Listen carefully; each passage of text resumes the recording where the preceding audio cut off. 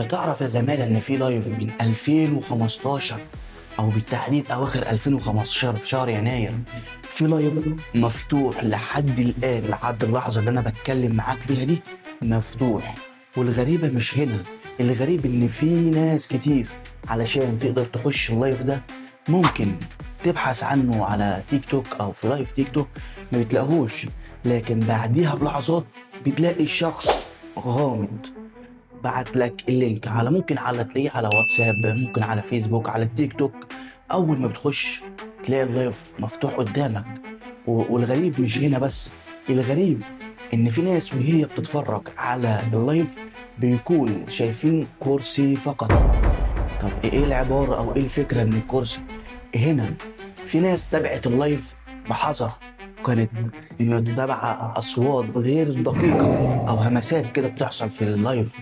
وهنا أول ما بيسمعوا الهمسات دي أو الحاجات دي بتلاقي الكرسي بيتحرك شمال يمين، يرجع لورا، يخش قدام، على حسب اللقطة اللي هم بيبقوا موجودين فيها.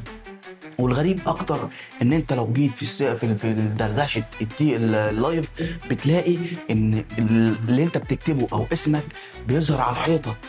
ازاي؟ مع ان اللي ورا دي مش شاشه الكترونيه مثلا او شاشه كبيره، لا دي حيطه وباين قوي التراب عادمها، وبعدين مهرتله كده من تاثير الزمن عليها.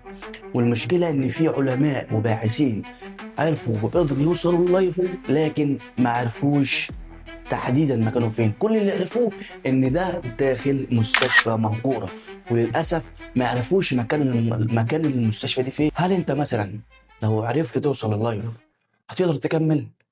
طب الكومنتات مفتوحه، ولو عندك اي استفسار عن اللايف ده ممكن تبعت لي في الكومنتات وانا هرد عليك، او تبعت لي على الخاص.